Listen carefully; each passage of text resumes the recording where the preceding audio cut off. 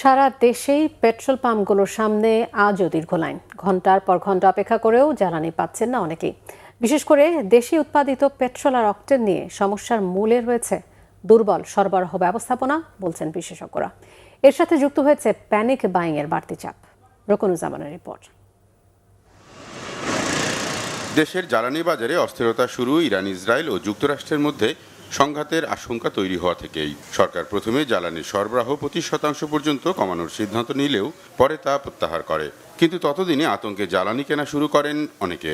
Bangladesh petroleum corporation BPC সূত্রে জানা যায়, দেশে পেট্রোল ও অকটেনের 80 থেকে 100% উৎপাদিত হয় দেশে। তাহলে কেন এই সংকট? কেনই বা পাম্পগুলোতে এমন দীর্ঘ লাইন? তেল নিতে আসলে অনেক ঝামেলা হচ্ছে। কেমন ভোগান্তি তো বুঝতেই পারতেছেন, 2 ঘন্টা ধরে দাঁড়িয়ে আছি। আসলে সরকারের দিক থেকে বলতেছে আছে, কিন্তু আমরা তো পাম্পে যা ভরপুর তেলটা পাচ্ছি না। এখন আমরা এটা কিভাবে বিশ্বাস করব যে আসলে তেল আছে? সরকারের দাবি তেলের মজুদ যথেষ্ট। পাম্প মালিকরা বলছেন, যেখানে সাধারণ সময় একজন মোটরসাইকেল আরোহী 3 থেকে 4 দিনের জ্বালানি নিতেন, এখন তাকে প্রতিদিন কিনতে হচ্ছে। এতে জ্বালানি কেনার লাইন কমছে না। আগের যে চাহিদাটা ছিল, এখন চাহিদাটা মানুষের ভিতরে গুজব ছড়ানোর কারণে, আতঙ্ক ছড়ানোর কারণে চাহিদা বেড়ে গেছে। এখন মানুষকে সবাইকে দিতে হলে আমার পাম্প যদি আমার ওই আগের মতো খোলা রাখতে হয়, সবাইকে এক সমান পরিমাণ দিতে হবে। আর না হয় আমার পাম্প দ্রুত বন্ধ করে চলে যেতে হবে। ধরো ডিপো থেকে তো আমরা আগের মতো তেল পাচ্ছি, এখন ডিপো থেকে তেল পাচ্ছি, আমাদের সেল আগের মতো তো নাই, আগের যে চাহিদাটা বেড়ে গেছে।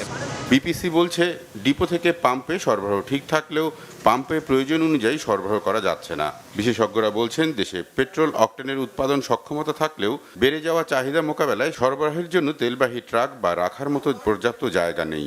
চলমান সমস্যার মূলে এটাই।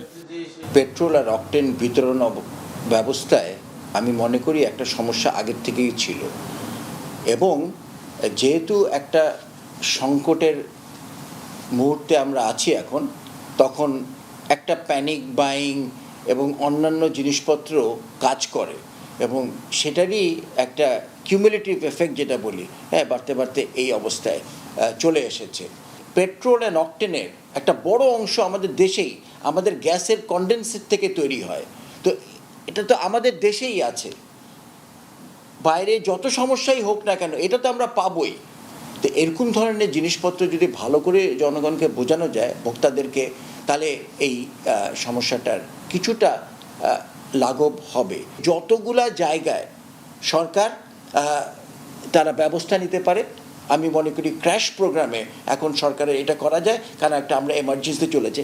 আরেকটা জিনিস হবে যে তেলটা যেটা সরবরাহ করা হচ্ছে, এটা কি ঠিকভাবে পাম্পে আসছে নাকি, এইটারও একটা অনুসন্ধান করা উচিত সরকারের। জ্বালানি ব্যবস্থাপনায় স্বচ্ছতা ফিরিয়ে আনা এবং এই কৃত্রিম সংকট দূর করা নতুন সরকারের এখন মূল চ্যালেঞ্জ বলে মনে করছেন সংশ্লিষ্টরা। রকনুজ্জামান, বাংলাভিশন, ঢাকা।